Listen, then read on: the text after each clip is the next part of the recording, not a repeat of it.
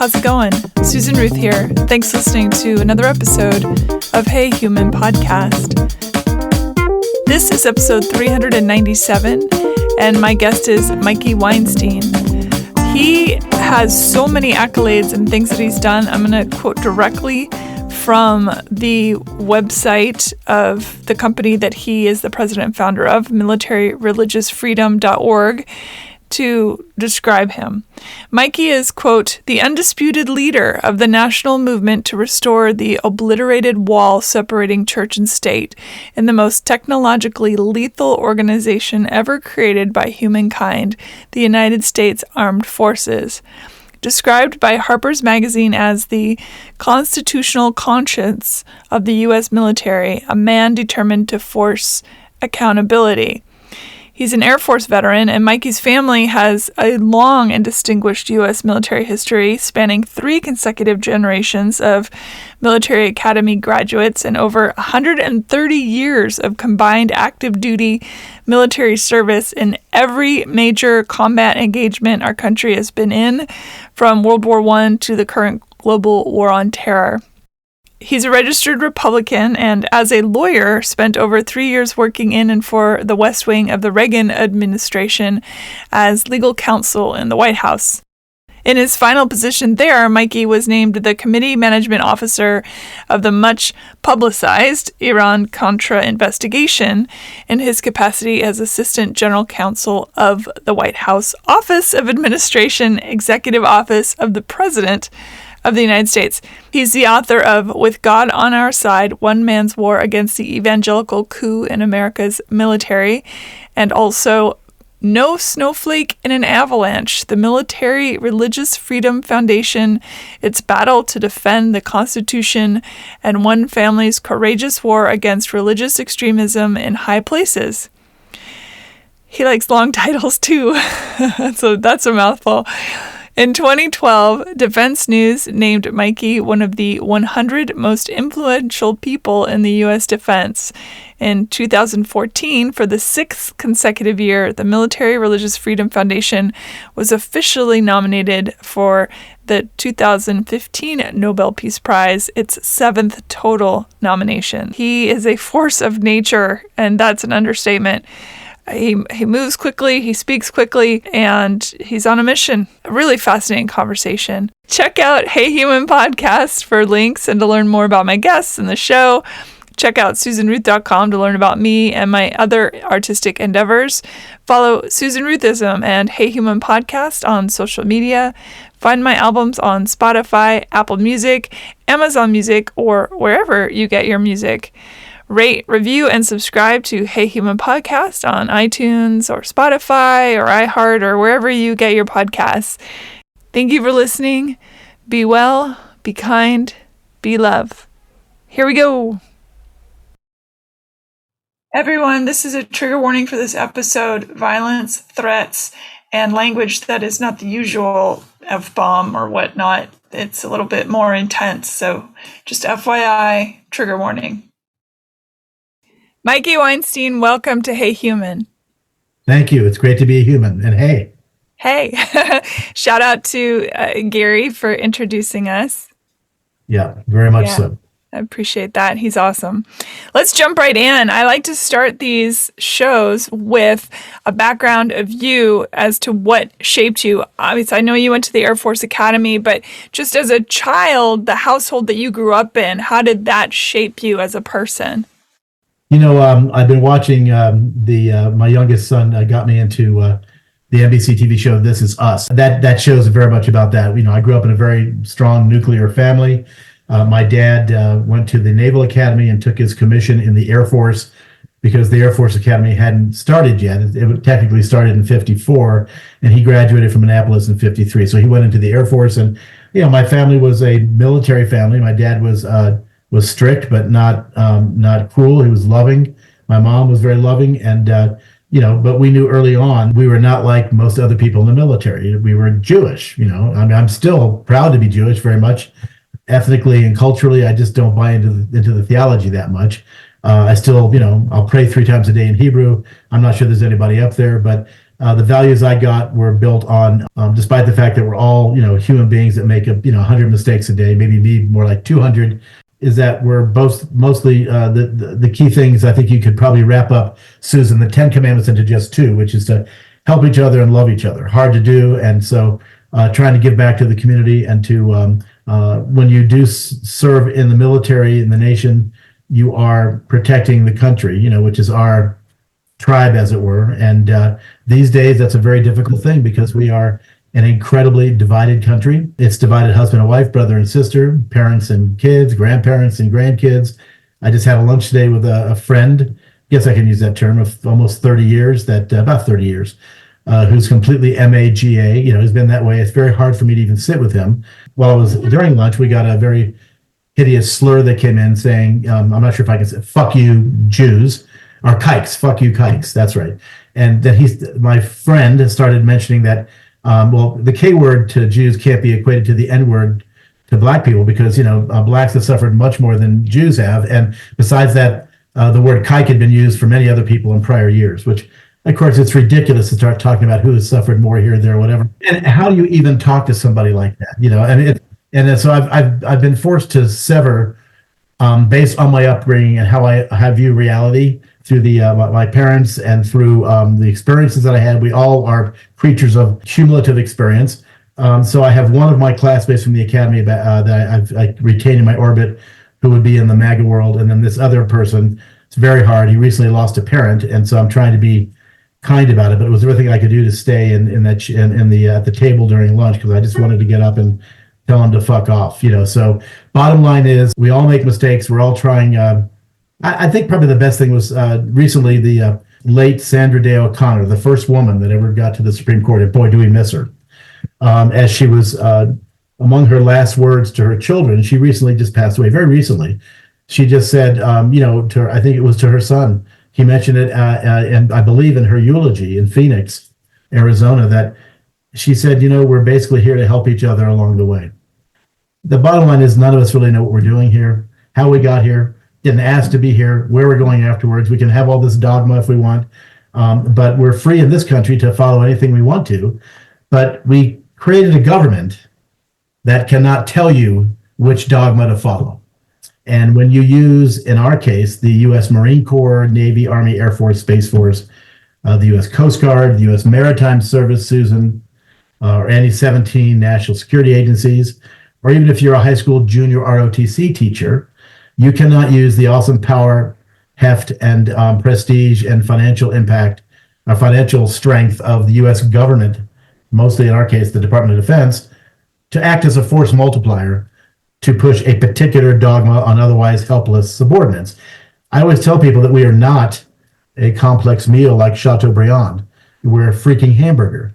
You can't use your position of influence on a subordinate in the U.S. military mostly, but these other places I mentioned as well, the Veterans Administration, all those intelligence agencies, and to force a subordinate to adhere to your particular biblical worldview, because we've never really ever had a Muslim superior do that or a Jewish superior. We had one atheist superior that tried that years ago. It's almost always what we would now refer to as a fundamentalist Christian nationalist. It's a very, very serious fight. We are in it. We are very aggressive and we are militant. I mean, we get accused of being that. I'd say very proudly we are, but we're fighting against the technologically most lethal organization, Susan, ever created in the history of Homo sapiens, which is the U.S. military. So you can't sit there and drink your tea with your little finger sticking out and following these Marquis de Queensberry rules when you're trying to advocate for a subordinate that is otherwise going to be crushed. And so it's and you're talking specifically where COs or people in position of power basically tell their subordinates, if you don't follow my religious dogma that I believe in, your life is going to be made a living hell. Correct. And the religious dogma is almost, in 99.9% of the cases, it's what we refer to as Christian dominionism or fundamentalist Christian nationalism. Basically, it's the weaponized version of the gospel of Jesus Christ. We're almost at 87,000 clients. I think we'll pass it in the next couple of days. About 95% of them are Christians themselves. About 3/4 are Protestant. The other 1/4 are Roman Catholic. The other 5% are Jewish, Muslim, Hindu, Native American. We've had every type of religious or non-theistic viewpoint. Obviously atheists, agnostics, secularists, and humanists, except for one. We've never had a Scientologist yet. You might, you just don't know it. Oh, possibly, yeah. I mean, I know they have a large worship facility in the LA area, maybe more than one. Huge. There's many. Quickly, I just want to point out, so you are the founder of Military Religious Freedom Foundation.org, for those that want to look it up. And that is your life's mission now. The thing to point out, I think, that is important is when one joins a world of service to the nation, it is intended to represent the whole of the nation, not just one section, one religion, one creed, one color, one sexual orientation. That's not how it's not how it was supposed to be. And so you come in when people reach out to you and say, this is going on in my realm of work or military service or whatever, and then you come in and try and help them stop it in its tracks. Can you explain a little bit of how it works? Yes. Anyone can go to our website at MRFF.org. Our clients come to us because if they try to fight themselves, most everybody's been to a wedding, and when you try to stand up for your civil, constitutionally guaranteed, and they're not privileges, they're rights, separation of church and state in the military, it's like you turn yourself into what we call a tarantula on a wedding cake. And we've all been to weddings. Tarantulas on wedding cakes don't last very long. And when your military superior is proselytizing you, normally with this weaponized gospel of Jesus Christ, get the hell out of my face, sir or ma'am, is not an option for you, so they come to us. We generally go 2 levels above their own commander, and then we weigh in. We've been doing this for, we're in our 21st year of doing this now. We're pretty well known. We have over 900 people that work here, like many civil rights organizations. Many are volunteers, like at the ACLU and all these other organizations. And of course, our paid staff. We have MRFF representatives, some more than one, but in some bases more than one. Everywhere. We have them on nuclear submarines, on aircraft carriers. Almost all. Most Los Angelinos don't even know that you have an Air Force base right there near LAX called Los Angeles Air Force Base. Did you know that? I did not. Hey, and you live right there. That was the one of my kids when they graduated from the Air Force Academy. That was their base of initial assignment. If you just go to we just had Valentine's Day yesterday. We just had to break up. Did you see that Valentine's story that we had to break up? Did you see it? I have not seen it yet. Aren't you on our list? Don't you get our press releases? I get emails. Yeah, so we had to stop a commander, a group of members of the military that were basically going to have a Valentine's Day party during the duty day in the headquarters building of a combat unit of warfighters. The theme was Jesus wants you to be his Valentine. So go to the website, see it. Story went pretty viral. It's everywhere out there. And that's a good example. We had 38 members of the military, all of them junior enlisted. Now, many journalists I talked to have no idea of what the difference is between an enlisted member of the military and an officer. Do you know what it is? In my understanding, in many cases, that's it. There are a lot of enlisted folks that have been to college, but to become an officer, basically you have to be commissioned through West Point, Annapolis, or the Air Force Academy, ROTC, or Officer Candidate School, OCS, or Officer Training School, OTS. There are some direct commissions in certain cases, but generally the ranks lieutenant through 4-star general are officers, and then you've heard of private and seamen and airmen. So in this case, we had 38 very junior enlisted folks who came to us, most of them Christians again. We were able to get it stopped very quickly. This is blood sport. I've become a public figure, and I didn't ask to be a public figure. If you're a professional athlete, like a member of my beloved Los Angeles Dodgers, or if you're a Hollywood movie star, I'm sure being a public figure is probably really cool. But if you do what I do, which is civil rights activism in the U.S. military, it's 4 things: lonely, dangerous, brutal, and expensive. How often do you get death threats? I would say we get pretty grotesque threats somewhere in the neighborhood of multiple times every day. We're very careful with everything where we live. We have a lot of guns. We have 2 German Shepherds in the backyard that are not pets. They're elite level, very expensive, highly trained protection security dogs. We have our own bodyguards. We work closely with the local law enforcement folks. We have a lot of countermeasures that we have to use. We've had the windows shot out of our house twice. We've had innocent animals beheaded. And disemboweled and left on the front of our house. We've had swastikas and crucifixes painted on the house. We've had beer bottles and feces thrown at the house. We've had tires slashed. And all because people are upset that you're trying to maintain the integrity of the separation of church and state. Yeah, I think there's a lot of it that my last name is not, if my name was Joe, was a plumber, or Smith or Jones, but it's Weinstein and I'm a lawyer, right? So there's a tremendous amount of hatred in this country.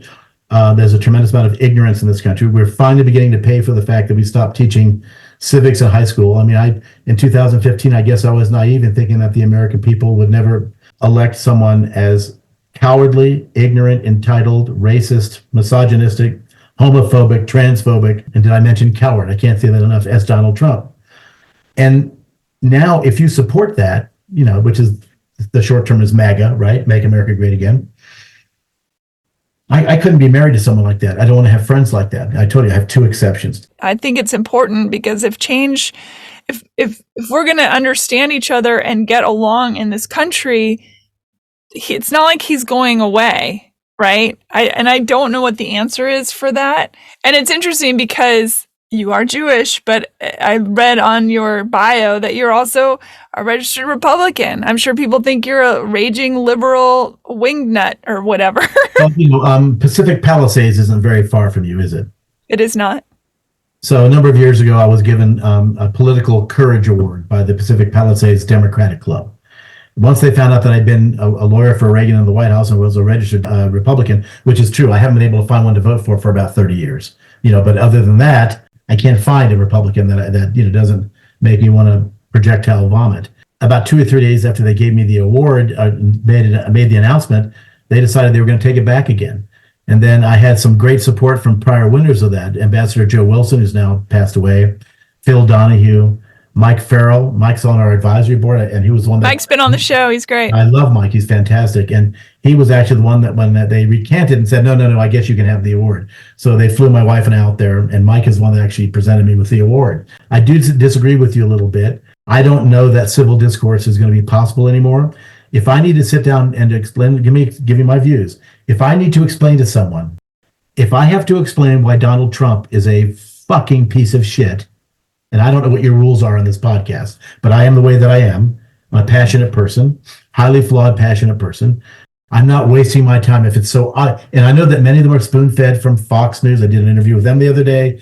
All of these, One American News, Newsmax, Breitbart, all the ones that are out there. Epic News, Fox, they get spoon-fed by this crap. And my own parents voted for Obama, then ended up voting for Trump again. I mean, they got a disease called Foxitis. If you know what I'm talking about. So no, I don't. I'm not able to stomach being around people like that. This is a real life thing. When you threaten to kill me or rape my wife or kill my kids and grandkids and our staffers, or you want to send bombs to us or the other stuff, no, that's serious stuff. That's why. Well, I'm talking about sitting down with you, talking with somebody who has a different political discourse than you. I'm not talking about that. That's a whole other level. I know what you're saying, but see, I disagree with one of the words you just said in that statement. I have a different view. I don't view it as political. It's existential now. Just like that's become a cool word. Hey, finally Biden's getting around to saying that. It's an existential threat.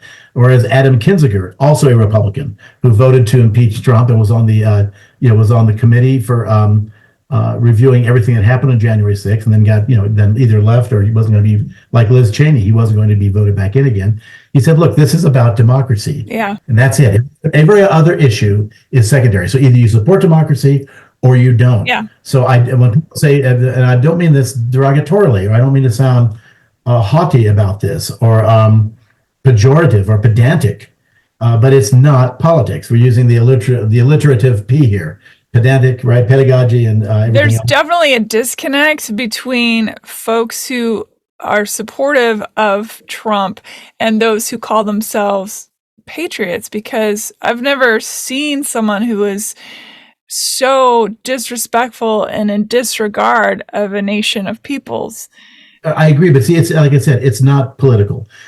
He's now saying, if you don't give us the money, NATO, Putin, you can do whatever you want. Oh, I saw that. That's insane. It's insane. I mean, so this is not about. No, I think he's probably mentally ill. I mean, I take this very seriously. So I'm incredibly disappointed in so many Americans. And even our own process. I mean, I love Michelle Obama, but when she said, when they go low, we go high. No, Michelle, when they go low, we have to go just as low to fight them, or even lower if we need to. I mean, literally, our way of life, there's a real good chance Trump will be elected back in again. And even it's like our processes can't do anything, because I've been in these rooms with lots of progressive folks, organizations. When they get in a room together, they want to grab a pencil or a pen and peck each other's eyes out. I've been in those rooms. You get the conservatives in a room together, and they often work hand in glove, just perfectly fine. They know how to fight and how to fight dirty. And on the other side, all I see is weakness, a lethargy. I agree with you on that completely. I give credit. I mean, the fact that Fox called us, they were enraged about that Valentine's Day thing. But where was ABC, CBS, NBC, MSNBC, NPR? We've done all of them, but it's very hard to get the mainstream media sitting back. And again, I'm all for capitalism, but I'm not for predatory capitalism. And it seems to be, how do I make money? And it's the same thing with Trump. Again, I think he's probably mentally ill, but to sit there and say, I think he owes some very scary people a whole lot of money too. And I think. Yes, exactly. Very likely, but we won't know for sure. But I'm just saying that if he gets back in again, there's already this plan. I forget the exact name. It has the year 25 in it. Oh, the 2025 project. Yeah. And he also said blatantly to his constituents that he will enable a dictatorship. That's what he wants. Day one. Of course he will. This time they've learned better. They're going to clean out all the career civil servants. They'll take care of everybody in the military. You will not be in any position of power unless you are prepared to support this agenda. It's North Korea, basically. I think, right. I think the main reason he needs to win is to stay out of jail. Of course. I mean, I'm surprised that he was even indicted. I can't actually imagine him actually being convicted and going to prison. I hope I'm wrong about that, but I do this for a living, and it's a very hard living. It's very much like kissing a buzzsaw or climbing an ice mountain naked every day. When you decide that you're going to go up against the U.S. military in particular, and our military is festooned with Christian nationalism. It just is. The one movie I would advise all of you to try to go see is Praying for Armageddon. We're in that one. It's a documentary. They're trying to get their distribution deal together right now, but you can look at the trailer, Praying for Armageddon, which talks about the same people we're fighting, praying so hard for the end of the world. They've had enough.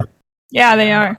Let's bring Jesus back. And they're promised a 400-mile long, a 200-mile long river, 4.5 feet deep, with nothing but the blood of those that their version of weaponized Jesus, carrying an AR-15, has slaughtered at the Battle of Armageddon. So, well, the irony, of course, is that if Jesus were to come back, he would embody all the things that they're rallying against. I guess, the problem is that if you look at certain parts of the New Testament, I mean, John 8:44 is thrown at me a lot, where Jesus says the Jews are the offspring of the devil. They're murderers and liars from the beginning. Of course, even in that book of John, he's referring to the Sadducees, or the Jews that are in power supposedly there. But they cherry pick this stuff.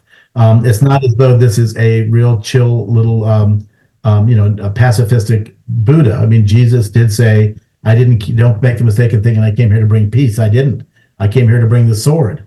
And the bottom line is, if you don't bend your knee and kiss his ring, you're going to be screwed up in this life. And then after you're dead, you'll burn eternally in the fires of hell. And you can't even look forward to going into shock and not feeling the flames anymore. I mean, I've had this explained to me many, many times, usually on a daily basis. So most of our staff, about 84% of our staff, are Christians.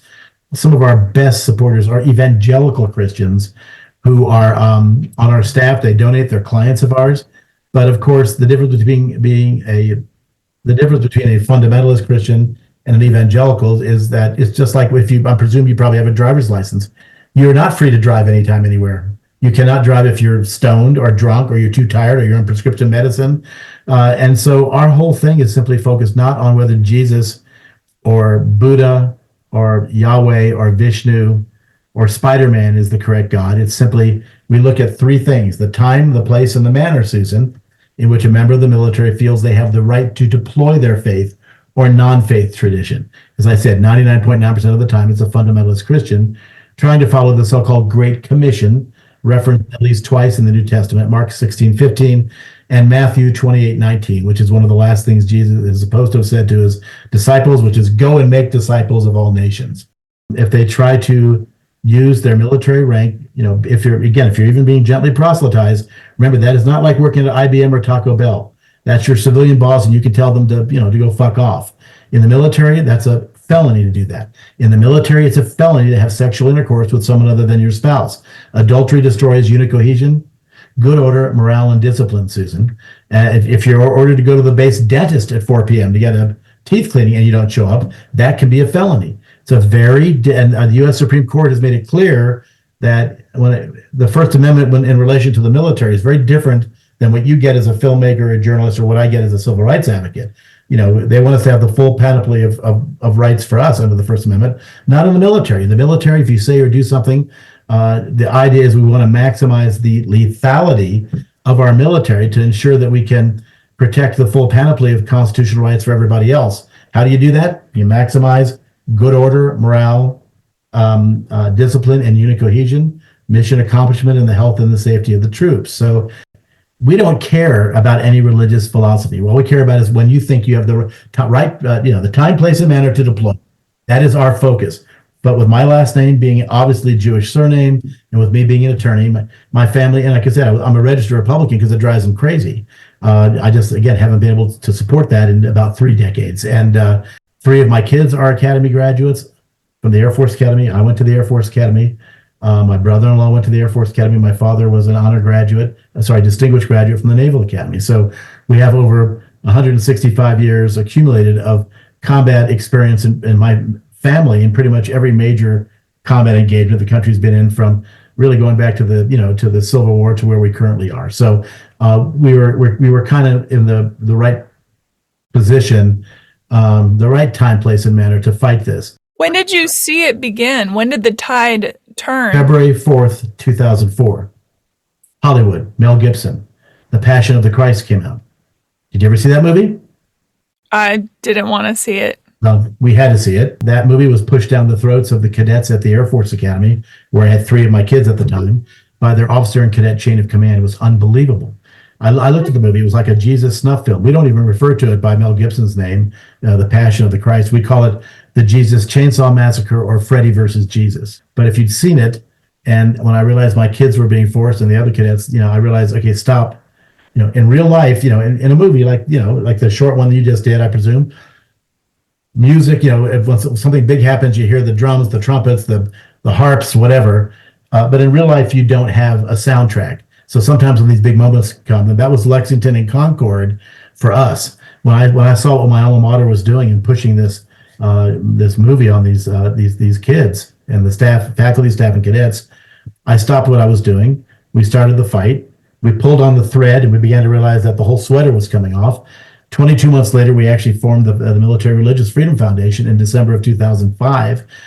We went to all the other organizations. You can't get the ACLU to answer the phone. It's hard to get anybody else's attention. Jewish war veterans at the time did nothing. The Anti-Defamation League did next to nothing. So my wife and I finally realized, do we have to form something? It's not easy to form a civil rights organization whole cloth. And I had not really received death threats before, or threats, against my wife and children, grandchildren, my parents, our staff, and you don't just suddenly go to school, here's how you start a civil rights organization. So for 22 months, we were in this before we realized we needed our own thing. We started with 5 cadets at the Air Force Academy who are clients. And like I said, now in a day or two, we'll go past 87,000, most of them Christians. And so being told that you are not Christian enough. And so we have over 1,100 LGBTQIA plus clients. We represent a little more than 18% of all Muslims in the U.S. military that we're aware of, and misogyny. And certainly we've helped many pregnant women that want an abortion. We've helped them because all of that is tied into the mothership of fundamentalist Christianity. The hatred, so much hatred, as I said before, homophobia, transphobia, anti-Semitism, Islamophobia, real hatred of the Constitution, everything that people like Trump and those who support him think it's great because, if you support him, you get lots of dollars contributed to your campaigns and you get votes. If you go against him, you may not get that. So it's tremendous sense of despair and sadness looking at a good part of America.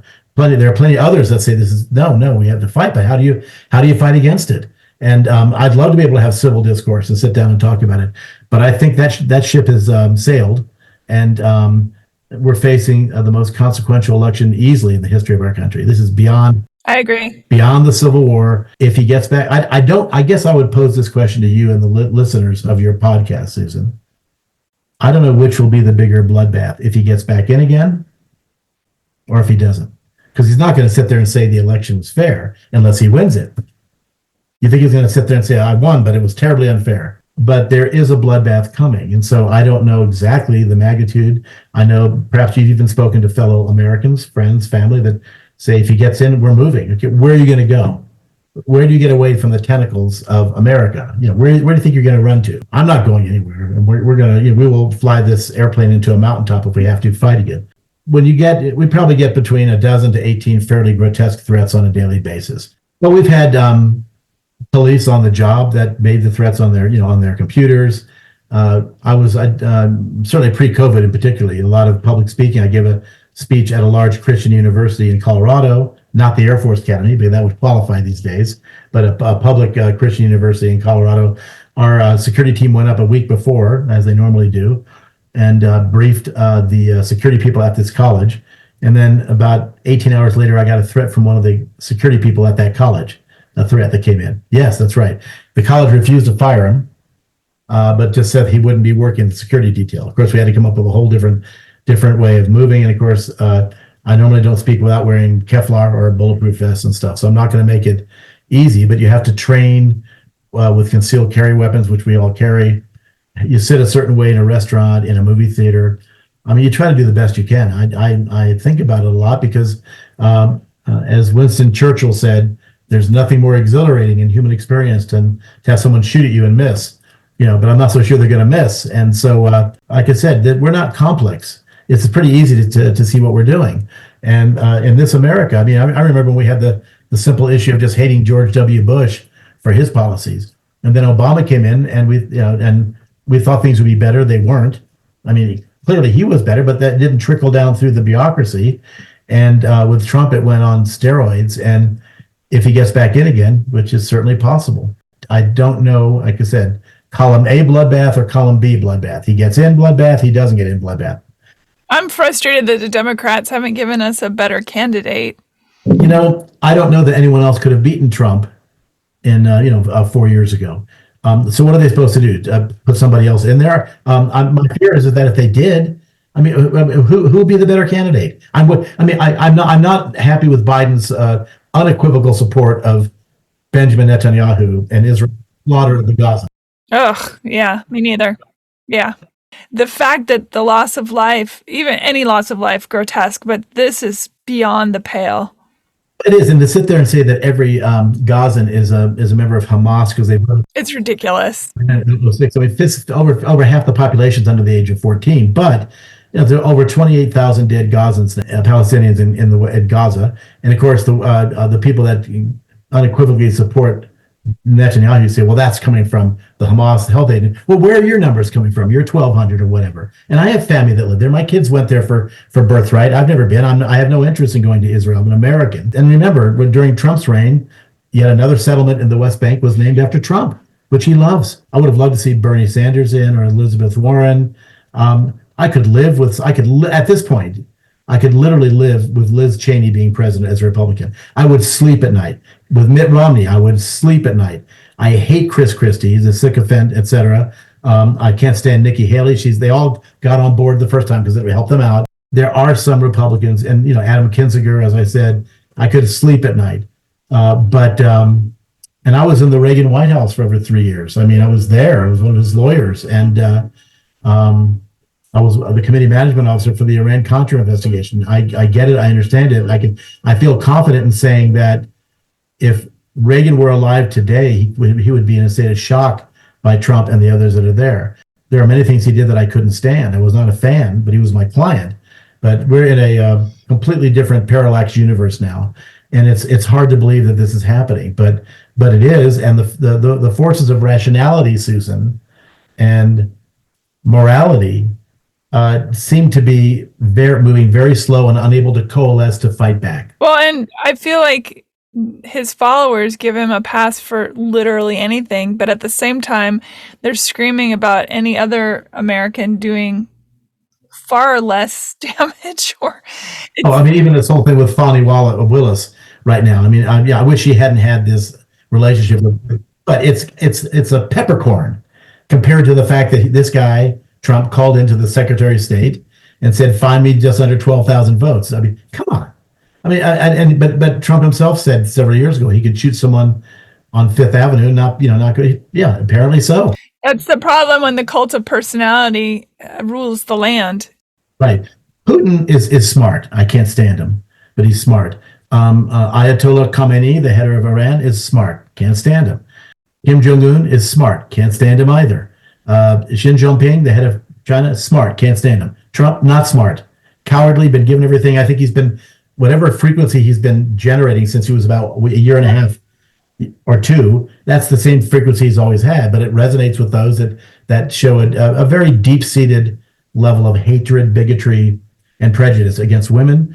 I have a close friend of mine here, he's actually on my board, who said, "Mikey, we're in the fix we're in now because there was irrational hatred of a woman running for president, Hillary, and irrational hatred of a black man who was president for 8 years, Obama." Irrational hatred of a woman running for president. We have a tremendous, it's not just the incels.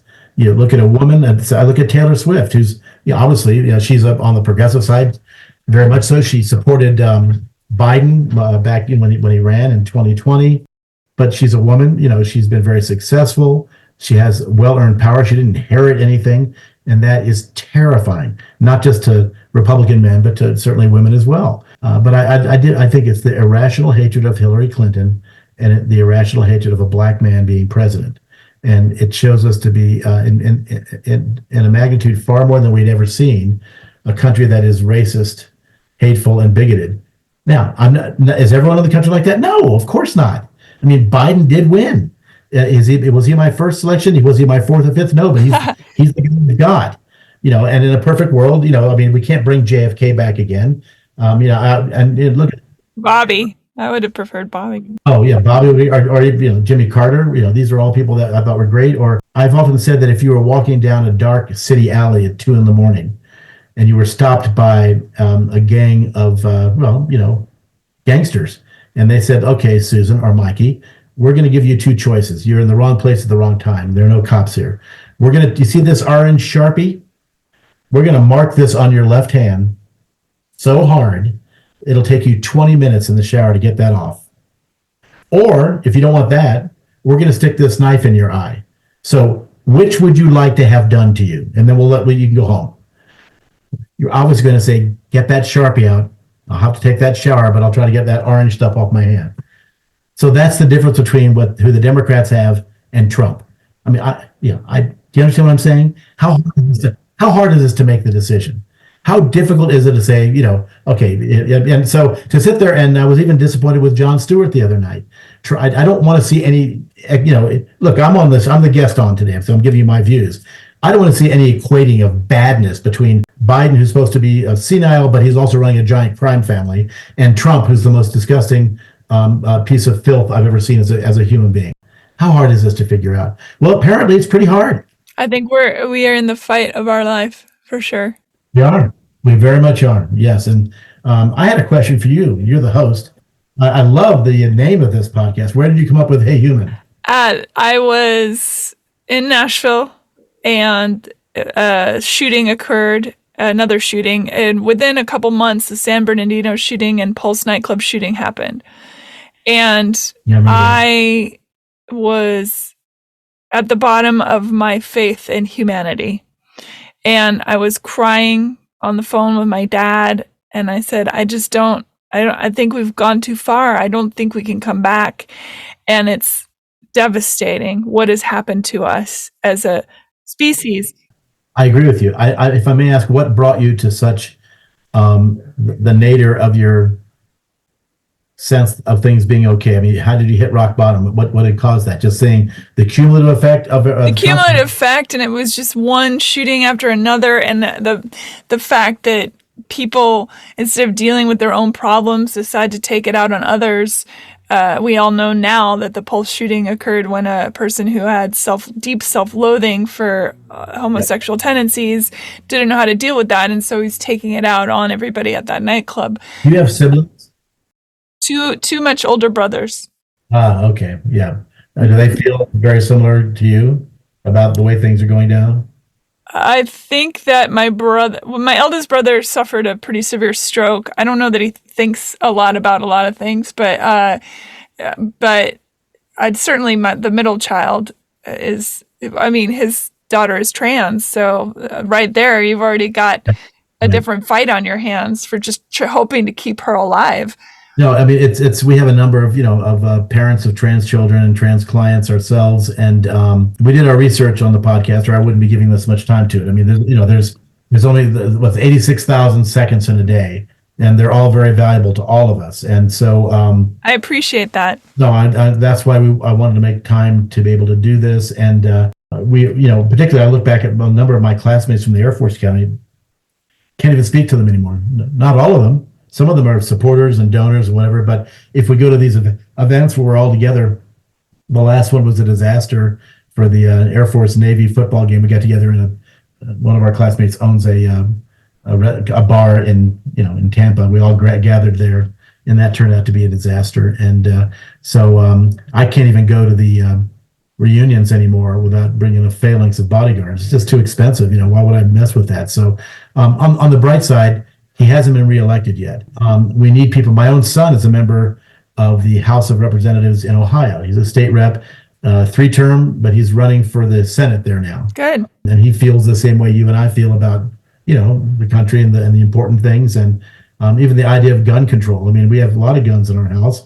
We have to qualify every 2 years. We go through a very careful background check. I mean, there are just some rational and reasonable measures we can take.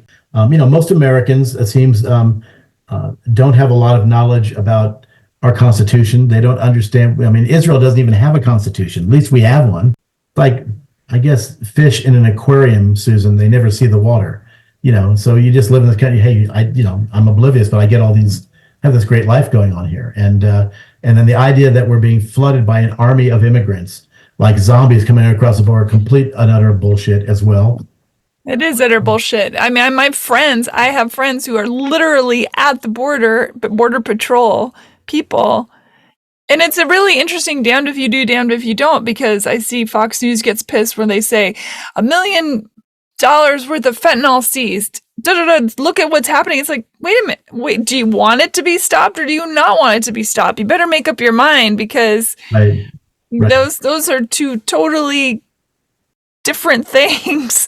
Well, it isn't that we need to fix immigration. I mean, we had to make it better for generations. Certainly. There is no army of people that are coming across the border with teeth in their mouth. They're going to take our jobs and stab to take over our homes, kill eat our pets, and all the other stuff. Yeah. It's been manufactured. And the fact that a monster like Mike Johnson, as the House Speaker, is going to hold up aid to Ukraine, aid to Israel, Taiwan, right? I've been delighted to be on here. It's an honor. I hope you're, what is the name of your short film? It's called The First. Did you go to film school, or how did you learn how to do that? I didn't. I'm a professional songwriter, and every song you write is like a mini movie. And I've always been into film. I love going to the movies. I love reading screenplays. And I thought, this is what I want to do next. So I started doing it. Are you totally solo? Are you repped by any of the agencies out there? No, I'm not repped yet. Not yet. Well, I hope that works out. I'd love to see it. I'd love to see it. I'd love to know, is there any sort of a trailer for The First yet, or anything like that?